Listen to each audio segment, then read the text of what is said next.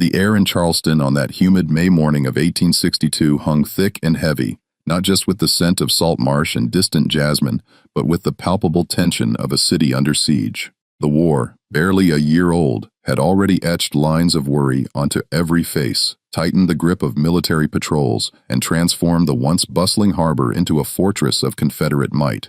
Yet amidst this suffocating atmosphere of control and impending conflict, something utterly impossible had occurred. The CSS Planter, a sleek sidewheel steamer, usually a familiar sight as it fied supplies and troops through the intricate waterways, was gone, vanished.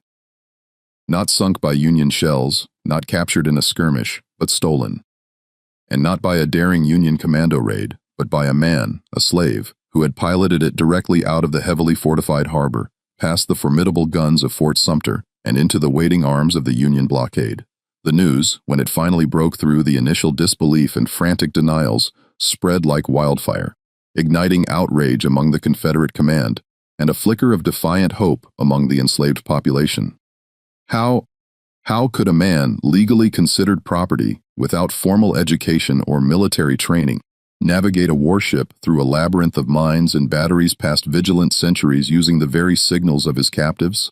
It defied logic, spat in the face of every assumption about the capabilities of enslaved people, and most disturbingly suggested a gaping, terrifying vulnerability in the heart of the Confederacy. The Planter itself was a marvel of its time, a wooden vessel of some 150 feet, its twin paddle wheels churning the murky waters with surprising speed. Its hull, painted a dull gray for camouflage, was scarred from countless trips, its brass fittings dulled by the salt air. On its deck, usually bristling with a pivot gun and a heavy howitzer, the morning sun would typically glint off the polished barrels, a testament to Confederate pride. But on this particular morning, the sun merely illuminated an empty space where the ship should have been, leaving behind only the lingering smell of coal smoke and the unsettling silence of absence. The harbor, usually a symphony of creaking ropes, shouted orders, and the rhythmic clang of hammers from the shipyards, was now punctuated by the frantic shouts of officers, the urgent gallop of horses on the cobblestones, and the distant mournful wail of a steam whistle. Patrol boats, usually slow and methodical, now cut through the water with desperate speed, their search futile. The air, thick with the smell of tar, brine, and the faint, acrid tang of gunpowder from distant drills, seemed to vibrate with unspoken questions. Confederate officers, their crisp gray uniforms suddenly seeming less imposing, paced the docks, their faces a mixture of fury and bewildered shame. Major General John C. Peaton, the stern commander of the Department of South Carolina, Georgia, and Florida, was said to be apoplectic, his booming voice echoing across the wharves. The very idea that one of their own, a man they considered chat, could outwit their entire military apparatus was an insult of the highest order. It wasn't just a ship lost. It was a blow to their very ideology, a crack in the foundation of their perceived superiority. The social hierarchy of Charleston, usually as rigid and unyielding as the iron gates of its grand mansions, felt a tremor. The white elite, accustomed to their lives of leisure and absolute authority, suddenly found themselves questioning the very nature of their control. The enslaved population, usually moving through the city with downcast eyes and hushed voices, now exchanged furtive glances, a spark of something new in their gaze, a dangerous, exhilarating hope. But beyond the obvious audacity of the act, beyond the sheer courage of Robert Smalls, there were whispers, faint and unsettling, that began to circulate in the shadowed corners of the city. Whispers of an unseen hand, a guiding force, a series of improbable coincidences that seemed to pave the way for the Planter's escape. How could the centuries have been so lax? Why were the signal codes so easily accessible?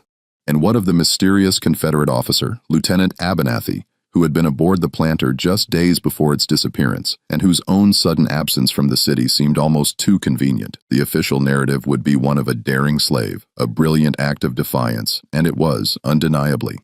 But for those who looked closer, who listened to the silences between the shouted orders and the frantic searches, a more complex, more unsettling truth began to emerge. A truth that suggested the impossible voyage of the Planter was not merely an act of individual heroism, but perhaps a meticulously orchestrated maneuver in a much larger, darker game of shadows and deception. The question wasn't just how Robert Smalls stole the ship, but who might have wanted him to, and why. The salt spray on the docks, usually invigorating, now felt like a cold sweat on the brow of Charleston. The city, once so confident in its impregnable defenses, now felt a chill wind of doubt blowing through its streets, carrying with it the unsettling scent of betrayal and the lingering question of what other secrets lay hidden beneath the placid surface of its harbor. The impossible had happened, and the reverberations would echo far beyond the immediate shock, hinting at a deeper, more intricate web of intrigue that had yet to fully unravel. Robert Smalls was born into bondage in Beaufort, South Carolina in 1839, a world away from the grand, bustling port of Charleston, yet inextricably linked by the cruel threads of the peculiar institution. His mother Lydia was enslaved by Henry McKee, a prominent planter, and Robert's early years were spent amidst the sprawling fields and tidal creeks of the Low Country. The air there was thick with the scent of plough mud and salt marsh, a constant earthy perfume that would forever cling to his memory. He learned to navigate the intricate waterways of the Beaufort River long before he ever set foot on a city street, his small hands expertly guiding a skiff through the reeds, his eyes keenly observing the shifting tides and the distant flight of egrets. Lydia, a woman of quiet strength and profound wisdom, instilled in her son a deep sense of self-worth and an unyielding spirit despite the crushing realities of their existence. She taught him to read the subtle signs of nature, to listen more than he spoke, and to observe everything. "The world speaks in whispers, Robert," she would often say, her voice soft but firm, and those who listen closely hear its secrets. These early lessons delivered under the vast, star-dusted canopy of the Carolina sky would prove more valuable than any formal education. His father, though never officially acknowledged, was widely believed to be Henry McKee himself, a common and tragic reality of the time. This lineage, while offering no legal protection, perhaps afforded Robert a certain unspoken, almost imperceptible degree of leniency in his early years, a slight buffer against the harshest cruelties of the system. He was not spared the sight of suffering, however. He witnessed the brutal realities of slavery firsthand, the lash, the forced separations, the quiet despair in the eyes of his people. These images burned into his young mind, fueling a unarticulated yearning for something more, something free. When Robert was 12, McKee, recognizing the boy's sharp intellect and restless energy, sent him to Charleston to be hired out. It was a common practice, a way for owners to profit from their human property while exposing them to trades and skills that might increase their value. The move was a seismic shift for young Robert. Beaufort was rural, its rhythms dictated by the tides and the planting seasons. Charleston was a roaring beast of a city, a cacophony of sounds, a kaleidoscope of sights. The docks of Charleston became his new classroom, a sprawling, chaotic university of maritime life. The air here was a potent cocktail of tar, brine, spices from distant lands, and the ever-present stench of human waste. He worked as a lamplighter, a rigger, a sailmaker, a stevedore, any job that would bring him closer to the water, closer to the ships. He absorbed every detail, the intricate knot tying of the sailors, the precise movements of the pilots guiding vessels through the treacherous harbor, the language of the flags, the rhythm of the tides, the deep-seated knowledge of the currents that could make or break a voyage. He was a sponge, soaking up information, his mind a meticulous ledger of observations. He learned the names of every ship, the faces of every captain, the routines of every dock worker. He could distinguish the distant clang of a ship's bell from the chime of a church clock, the specific creak of a schooner's mast from the groan of a paddle-wheeler. He learned to read the weather, not just from the sky, but from the subtle shifts in the wind, the feel of the humidity on his skin. It was on these docks that he met Hannah Jones, a chambermaid, a woman of quiet grace and fierce intelligence. Their courtship was a clandestine affair, stolen moments in shadowed alleys, whispered conversations under the cloak of night.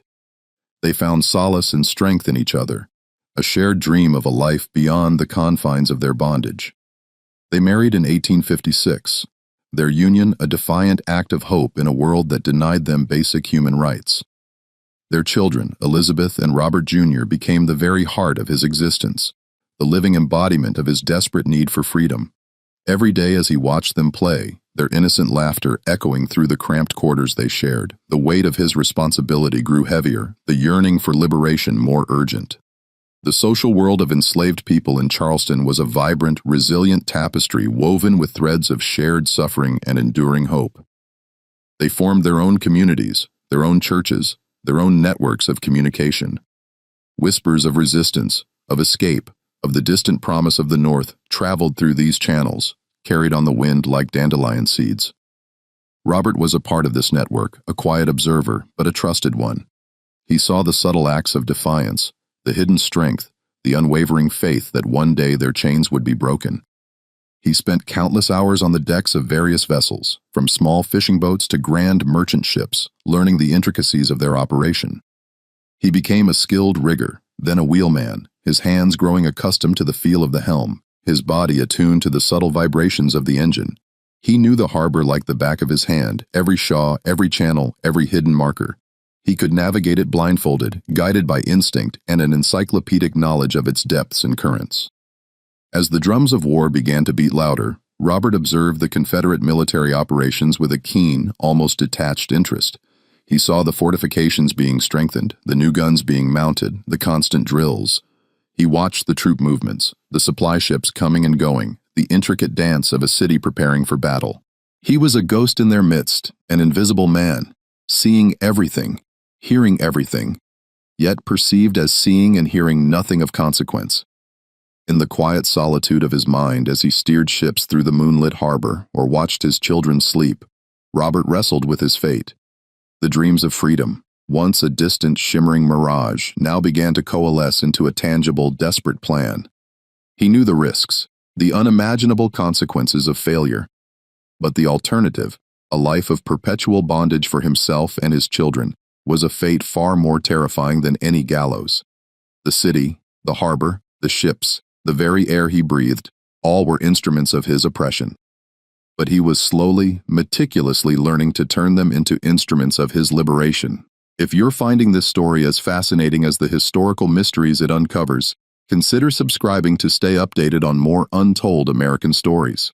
The outbreak of the Civil War in April 1861 shattered the fragile peace of Charleston, replacing it with a feverish, almost intoxicating sense of purpose among the white population and a deepening dread among the enslaved. The bombardment of Fort Sumter, a spectacle of fire and smoke that lit up the pre-dawn sky, was met with cheers and celebrations in the city. But for Robert, watching from the docks, it was a chilling harbinger of the violence to come. The war, initially seen as a swift, decisive victory for the Confederacy, quickly settled into a grinding, brutal reality. The city, once a vibrant hub of commerce, transformed into a military stronghold. Its streets teeming with soldiers in gray, its harbor bristling with newly fortified batteries.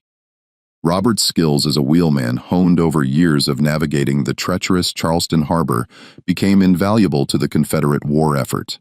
He was assigned to the CSS Planter, a vessel that had been converted from a cotton transport into an armed dispatch and transport boat.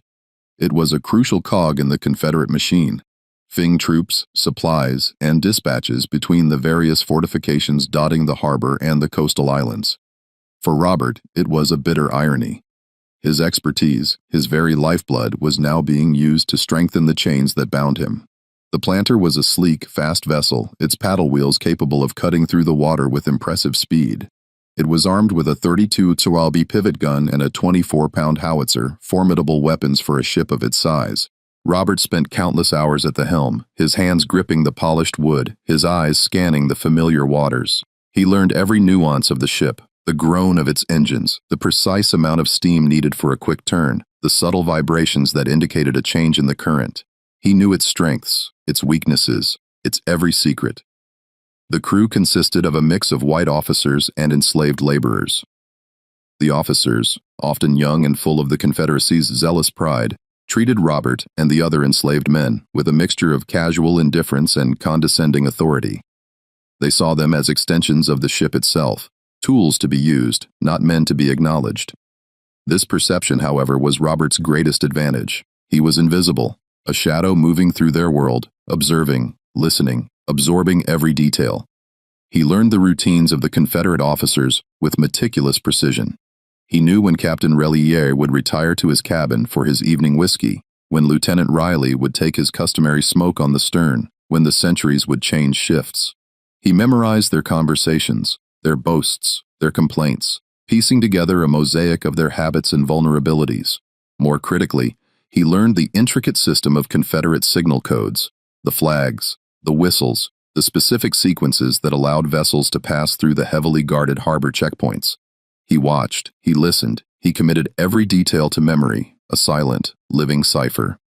It was during this period that Lieutenant Abernathy joined the Planters' complement, a man who would become a central enigmatic figure in the unfolding drama. Abernathy was different from the other officers. He was older, perhaps in his late 30s, with a lean, almost gaunt frame, and eyes that seemed to hold a perpetual, unsettling glint of amusement even in the gravest situations. His uniform, though always immaculate, seemed to hang on him with a certain casualness, as if he wore it out of necessity rather than conviction. He spoke with a clipped, almost academic precision, and often seemed lost in thought, his gaze drifting over the horizon, as if searching for something beyond the immediate confines of the war. Abernathy had a peculiar habit of engaging Robert in seemingly innocuous conversations, asking about the tides, the history of the harbor, the best fishing spots. Other officers would bark orders. Abernathy would inquire.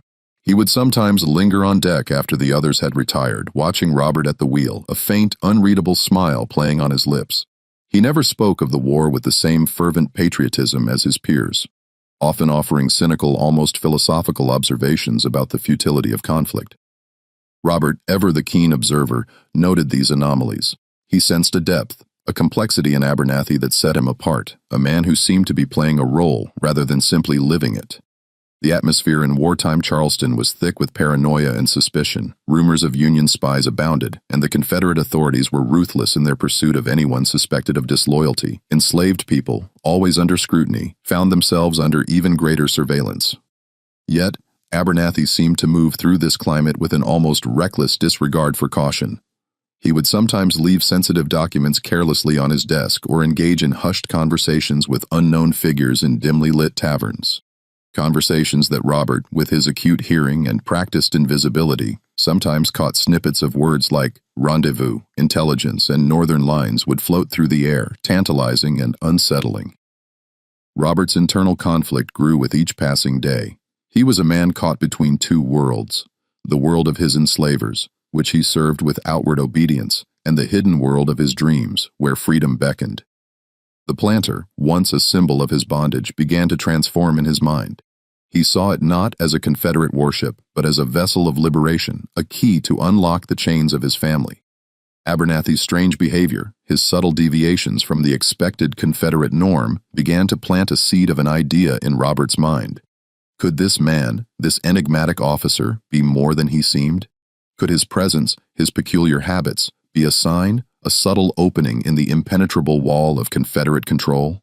The thought was audacious, dangerous, but it sparked a flicker of hope, a foreshadowing of the audacious plan that would soon take root in Robert's determined heart. The war had begun, and with it, a silent personal battle for freedom was about to be waged, with the CSS Planter as its unlikely prize. The idea, audacious and terrifying, began as a whisper in the deepest recesses of Robert's mind, a desperate prayer born of years of quiet observation and simmering resentment. It wasn't a sudden flash of inspiration, but a slow, meticulous crystallization of countless hours spent at the helm of the Planter, watching the Confederate officers, memorizing their routines, and charting every inch of the treacherous Charleston harbor. The ship, once a symbol of his bondage, began to transform in his imagination into a vessel of liberation, a key to unlock the chains that bound his family. The plan, when it finally took shape, was breathtaking in its simplicity and horrifying in its risk. He would steal the Planter, not just sail it away, but navigate it through the heavily fortified harbor, past the formidable guns of Fort Sumter, and deliver it along with his family and fellow enslaved crewmen to the Union blockade. The sheer audacity of it made his heart pound against his ribs, a frantic drumbeat of fear and exhilaration. Failure meant certain death, not just for him, but for everyone he loved. He began to recruit his crew with the utmost caution, approaching only those he trusted implicitly, men whose longing for freedom burned as fiercely as his own. There was Alfred Grading, a fellow wheelman, whose quiet strength Robert had long admired. John Smalls, a relative whose steady hands and unwavering loyalty were beyond question, and others, Abraham Jackson, Gabriel Turno, Samuel Chisholm, all men who had endured the same indignities, shared the same dreams. Each conversation was a tightrope walk, a delicate dance between hope and despair. He spoke in hushed tones late at night in the cramped quarters below deck or during stolen moments on the deserted docks. "We can take her," Robert would whisper, his voice barely audible above the lapping of the waves against the hull. "The planter. We can take her to the Union." The initial reactions were a mixture of disbelief, terror, and a desperate, fragile hope. "Are you mad, Robert?" Alfred had gasped, his eyes wide with fear. "They'll hang us all." But Robert, his gaze unwavering, laid out his meticulous observations, his intimate knowledge of the ship, the harbor, the Confederate routines. He spoke of the precise timing, the specific signals, the vulnerabilities he had identified.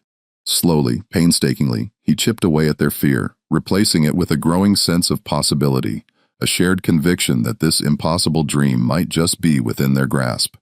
Hannah, his wife, was his rock, his confidant, and his most formidable critic. He shared the plan with her first in the quiet intimacy of their small cabin, the children sleeping soundly beside them. Her face usually serene, contorted with a mixture of terror and fierce pride. "Robert," she whispered, her voice trembling. "If you fail," he knew what she meant. The consequences were unimaginable. But then her eyes met his, and he saw the same unyielding spirit that had drawn him to her. "But if you succeed," she finished, a new light in her eyes, "we will be free." She became an active participant, helping him refine the logistics, reminding him of details he might have overlooked. Her practical mind a crucial counterpoint to his daring vision. She would gather the children, prepare them for the journey, keep them calm amidst the chaos.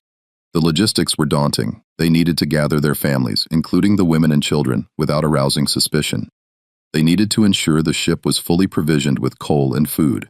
They needed to time their departure perfectly when the white officers were ashore, indulging in the city's nocturnal pleasures. And most critically, they needed to navigate the gauntlet of Charleston's formidable defenses. Charleston Harbor was a fortress. Fort Sumter, a grim sentinel, guarded the main channel, its massive guns capable of obliterating any vessel. Surrounding it were other batteries, Fort Moultrie, Castle Pinckney, and a network of smaller, strategically placed gun emplacements. The waters themselves were laced with torpedoes, mines, and patrolled by Confederate gunboats. Every vessel entering or leaving the harbor had to pass through a series of checkpoints, exchanging precise signal codes to identify themselves. Robert had spent years observing these signals, committing them to memory. The specific flag combinations, the number of whistle blasts, the precise sequence required for safe passage. He knew them better than many of the officers themselves. And then there was Abernathy. The enigmatic lieutenant's behavior had become increasingly peculiar, almost as if he were an unwitting accomplice, or perhaps a deliberate one. Abernathy had a habit of forgetting to secure sensitive documents, leaving them casually on his desk in the pilot house, where Robert, while cleaning, could easily glance at them. He would sometimes engage Robert in conversations about the harbor's defenses, asking seemingly innocent questions about the exact placement of buoys or the strength of the currents near Fort Sumter. He even on one occasion accidentally left a small leather-bound notebook containing a partial list of the day's signal codes in a place where Robert was sure to find it. Robert, ever cautious, initially dismissed these as mere carelessness. But as the pattern emerged, a chilling realization began to dawn on him. These weren't accidents. Abernathy's absences from the ship often coincided with crucial intelligence-gathering opportunities for Robert. His casual remarks about the officers' shore leave habits seemed almost too perfectly timed. Robert began to suspect that Abernathy was not merely careless, but deliberately, subtly facilitating his access to information. Was Anathy a Union spy? The thought was both terrifying and exhilarating. If true, it meant Robert was not entirely alone in this impossible endeavor. But it also meant he was a pawn, a piece in a larger, more dangerous game. He observed Abernathy more closely, noting the subtle shifts in his demeanor, the way his eyes would sometimes linger on Robert with an unreadable expression, a flicker of something akin to complicity, or perhaps calculation. He saw Abernathy meet with a cloaked figure in a deserted alley. One moonless night, their conversation hushed and urgent. He found a small, intricately folded piece of paper near Abernathy's bunk containing a series of seemingly random numbers and letters. A cipher, perhaps. The psychological tension was immense. Robert carried the weight of his family's future, the lives of his fellow crewmen, and the terrifying secret of his plan. He moved through his days with an outward calm, but beneath the surface, his mind raced, analyzing every detail, every potential pitfall. He practiced the signals in his mind, rehearsed the route, imagined every possible scenario. The fear was a constant companion, a cold knot in his stomach. But it was tempered by a burning resolve, a fierce determination to seize the freedom that was his birthright. The shadows of the past, the injustices endured were now fueling the audacious plan that would either lead to glorious liberation or a brutal, ignominious end. This story gets even more complex from here. If you're enjoying this deep dive into history alike, helps us continue bringing these forgotten tales to light. As the day of the planned escape drew nearer, the peculiar behavior of Lieutenant Abernathy intensified, casting a long, unsettling shadow over Robert's meticulously crafted scheme. What had initially seemed like mere carelessness now took on the chilling precision of deliberate action, making Robert question not just Abernathy's motives, but the very nature of his own agency. Was he truly the architect of his freedom, or merely a tool in a larger, unseen game? Abernathy, usually a man of precise habits, began to exhibit increasingly erratic patterns. He would often be the last officer to leave the planter for shore leave, lingering on deck, sometimes engaging Robert in seemingly idle chatter about the weather or the ship's maintenance. But his eyes, Robert noticed, were always scanning, always observing, as if he were conducting his own silent inventory. On several occasions, Abernathy would forget to lock his cabin door, leaving it ajar just enough for Robert in the course of his duties to glimpse the contents within. Once Robert saw a map spread across Abernathy's desk, not a Confederate chart, but a detailed, almost hand-drawn rendering of the harbor's defenses with certain channels and buoys marked in a way that seemed to highlight vulnerabilities. He quickly averted his gaze, but the image was seared into his memory. The coincidences, too, began to pile up, each one too perfect to be truly accidental.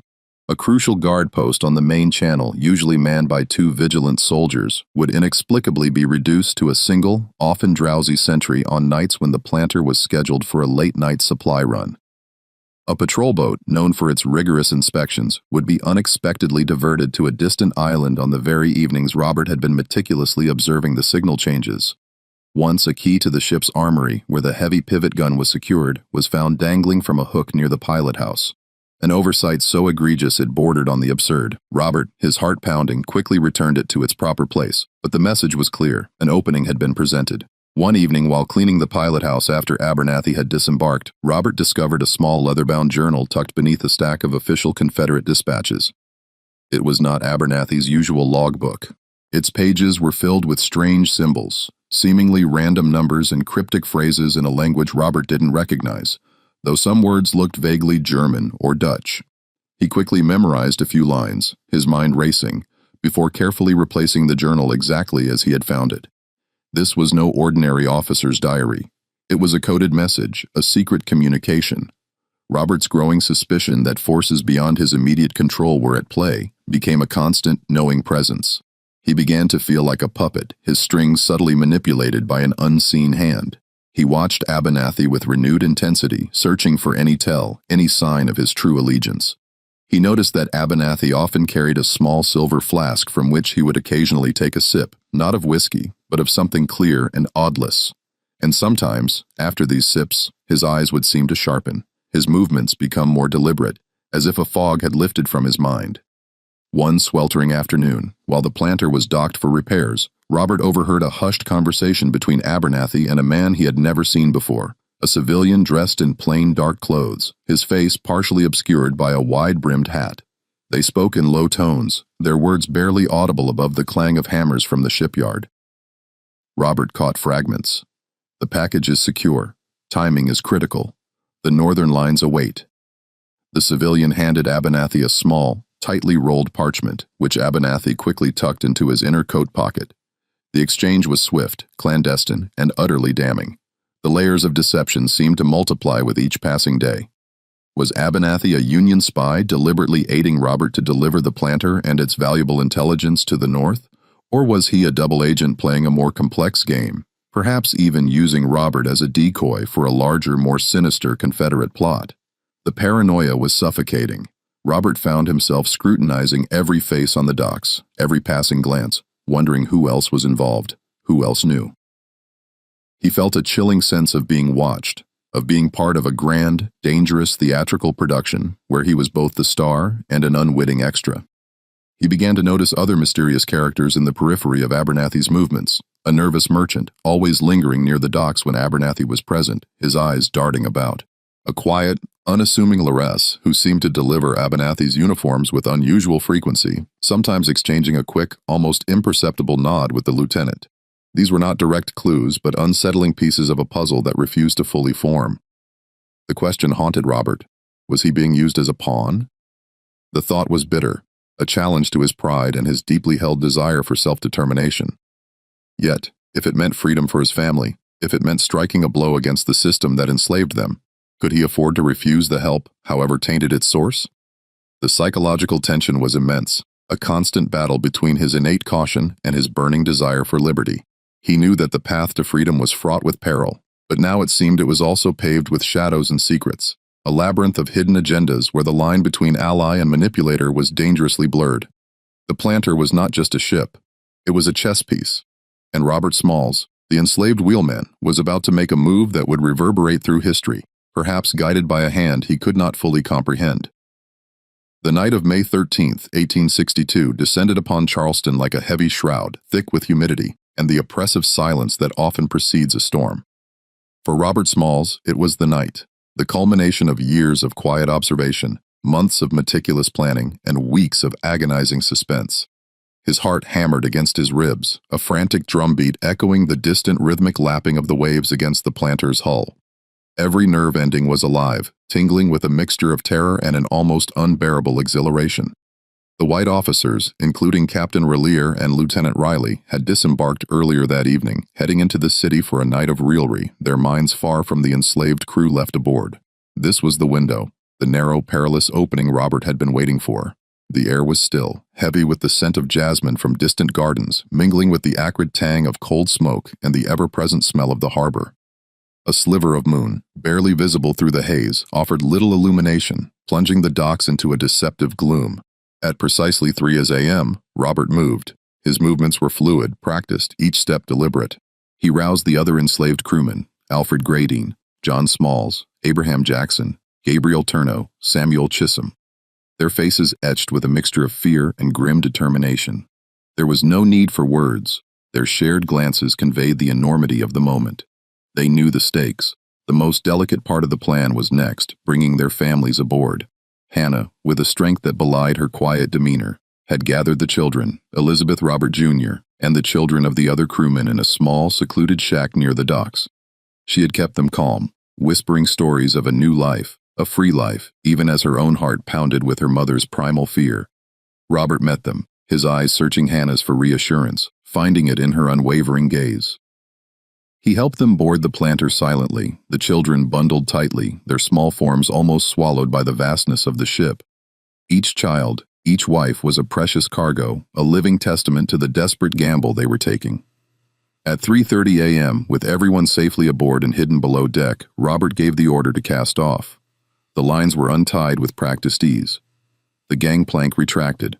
The Planter's engines, usually a roaring beast, now rumbled to life with a subdued, almost reverent hum. Robert took the wheel, his hands firm, his eyes fixed on the dark channel ahead. The ship began to glide silently away from the dock, a ghost slipping into the night. The first checkpoint was near the city's southern edge, a small battery manned by a handful of Confederate soldiers.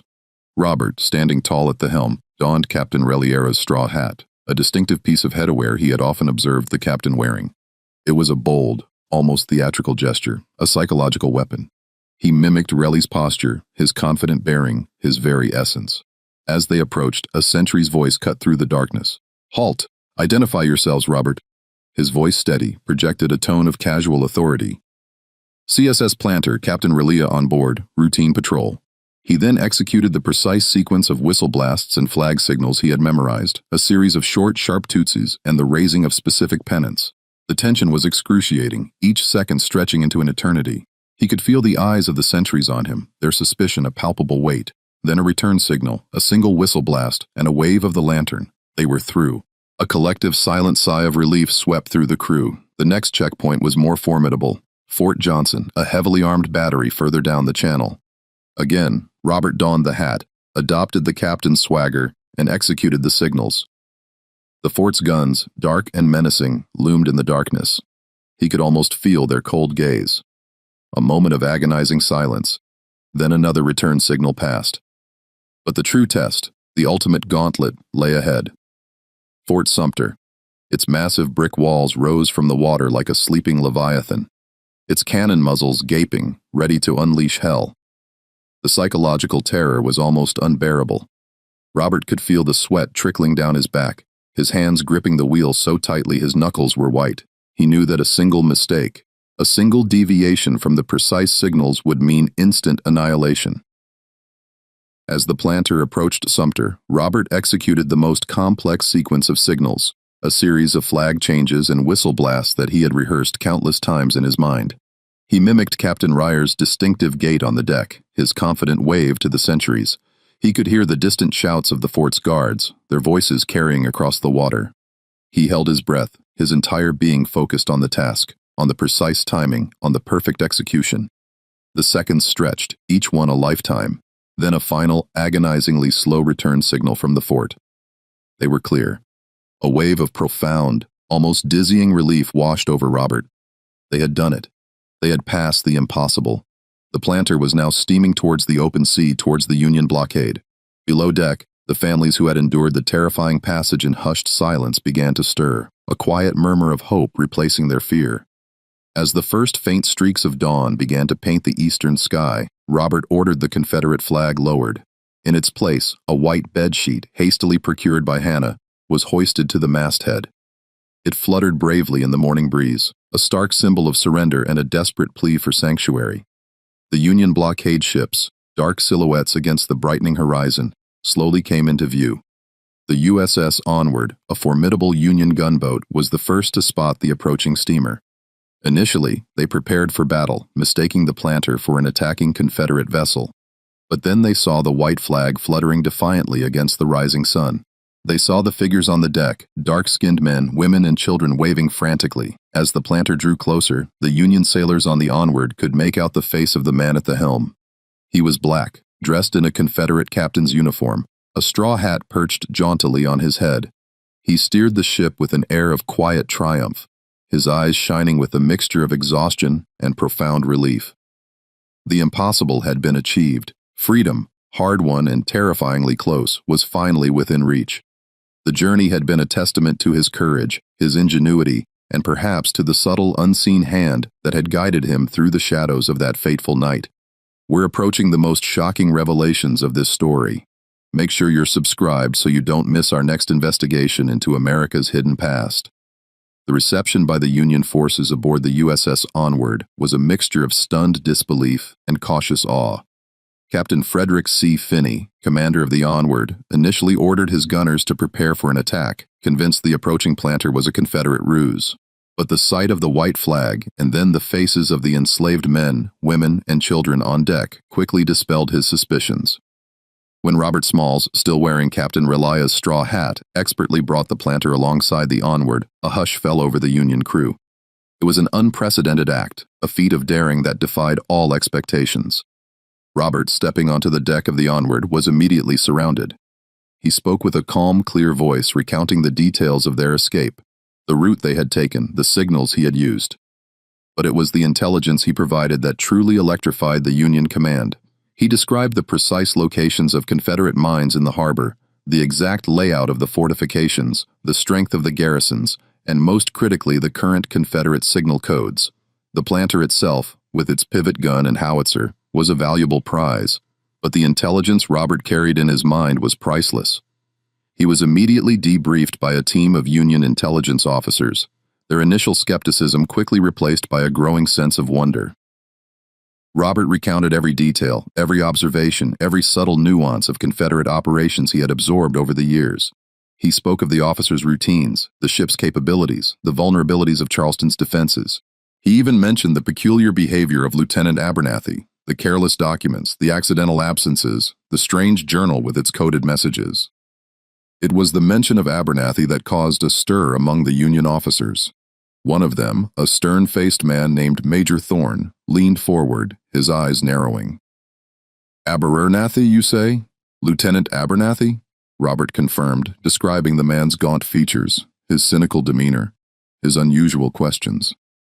Thorne exchanged a significant glance with another officer. a flicker of recognition passing between them.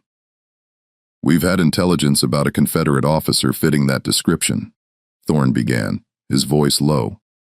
"A man whose loyalty has been questioned, but we never had confirmation and certainly no direct contact." As Robert continued his debriefing, the pieces of the puzzle began to fall into place, revealing a conspiracy far more intricate than Robert had ever imagined. The Union had indeed cultivated a network of informants within Charleston, desperate for any advantage against the heavily fortified city. Among them was a highly placed, albeit deeply embedded agent known only by the codename Sparrow. This agent's mission was to gather intelligence, but also, if the opportunity arose, to sow discord and create strategic vulnerabilities within the Confederate ranks. Major Thorne then revealed the shocking truth. Lieutenant Abernathy was Sparrow. He was a Union agent, a man who had infiltrated the Confederate command months earlier, playing a dangerous double game. His carelessness with documents, his accidental absences, his unintentional revelations of signal codes, all had been deliberate, meticulously calculated actions designed to facilitate the planters' escape. The map Robert had glimpsed on Abernathy's desk was a Union intelligence map highlighting the very channels Abernathy intended Robert to use. The coded journal was Abernathy's personal log of his clandestine activities, a record of his perilous mission. The revelation hit Robert with a complex mix of emotions. Gratitude certainly for the unseen hand that had guided him and his family to freedom, but also a profound sense of unease, even anger. He had been a pawn, a crucial piece in a larger game. His heroic act of defiance subtly manipulated, his agency to some extent co-opted. His personal quest for freedom had been intertwined with a cold, calculated act of espionage. The thought was bitter, a challenge to his pride. He had believed his escape was solely a testament to his own ingenuity and courage, and while it undeniably was, the knowledge that it had been facilitated, even orchestrated, by an enemy agent left a lingering, unsettling taste. Major Thorne explained the layers of the conspiracy. Abernathy's primary mission was intelligence gathering, but he had been given a secondary directive. If a suitable opportunity arose to deliver a Confederate vessel, particularly one with valuable intelligence, he was to facilitate it. Robert Smalls, with his intimate knowledge of the harbor and his undeniable skill, had been the perfect, unwitting instrument. Abernathy had observed Robert's quiet determination, his meticulous attention to detail, and his burning desire for freedom. He had seen in Robert not just an enslaved man, but a potential asset, a man whose personal quest could be leveraged for strategic gain. The psychological impact on Robert was profound. He had achieved his freedom, a dream he had nurtured for a lifetime. But the knowledge that his journey had been, in part, a carefully constructed trap for the Confederacy, using him as bait, left him with a sense of being used. He was free. But the purity of his triumph was now tinged with the ambiguity of manipulation. Yet this revelation also solidified his resolve. He had been used, yes, but he had also used the opportunity. He had seized his freedom, and now he would fight for it on his own terms. He made a decision that day, standing on the deck of the Onward, looking back at the distant, defiant shores of Charleston. He would not merely be a free man, he would be a fighter for freedom. He offered his services to the Union Navy, his unparalleled knowledge of the low-country waterways, his courage, and his unwavering commitment to the cause of liberation. He would become a pilot, guiding Union ships through the very waters he had navigated in bondage, turning his intimate knowledge of the enemy's territory into a weapon against them. His military service would be marked by extraordinary bravery and invaluable contributions, a testament to his enduring spirit even in the face of the complex, shadowy truths of his own escape.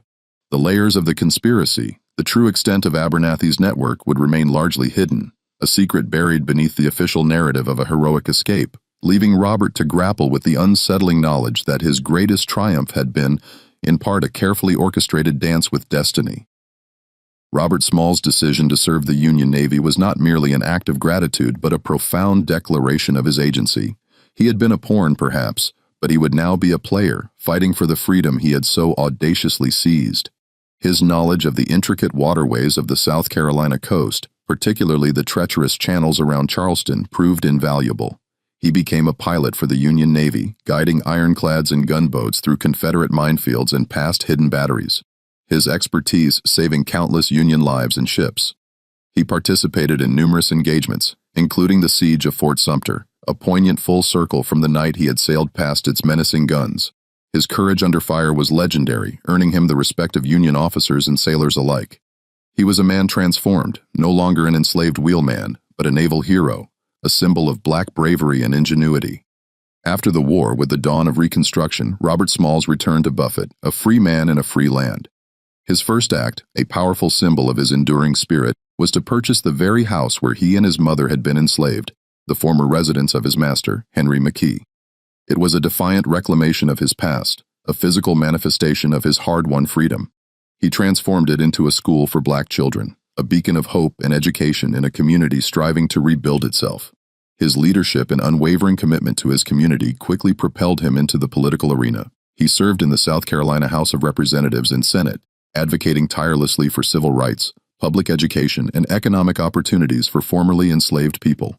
In 1874, he was elected to the United States House of Representatives, serving 5 non-consecutive terms. In the halls of Congress, the former slave, who had stolen a warship, now debated legislation, his voice, once silenced by bondage, now ringing with authority and purpose. He fought against racial discrimination, championed universal suffrage, and worked to ensure that the promises of Reconstruction were not hollow words.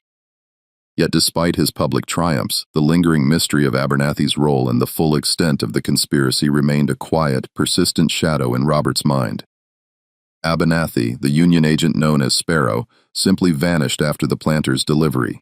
His name never appeared on any official Union combination list, nor was he ever publicly acknowledged for his role in the audacious escape. Was he reassigned to another deep-cover mission? Did he disappear into the anonymity of post-war life?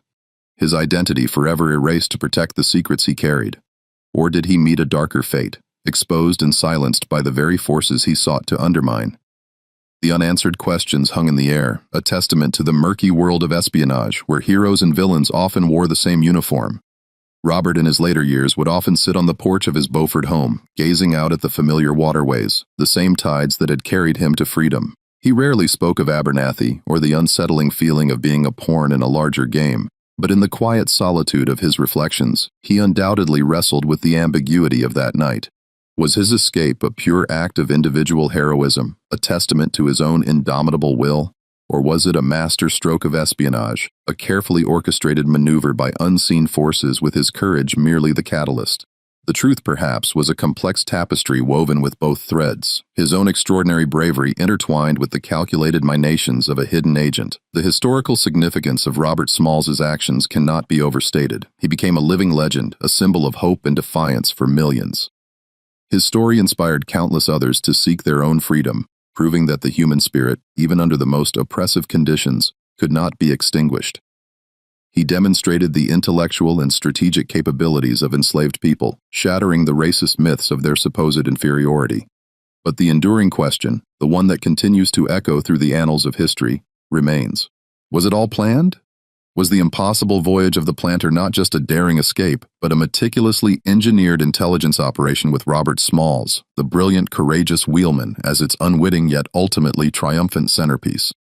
The salt-laced winds that sweep across the Carolina coast still carry whispers of that night, of the shadows and secrets that danced on the deck of the planter, leaving us to ponder the true depths of courage, the complexities of freedom, and the hidden hands that sometimes guide the course of history.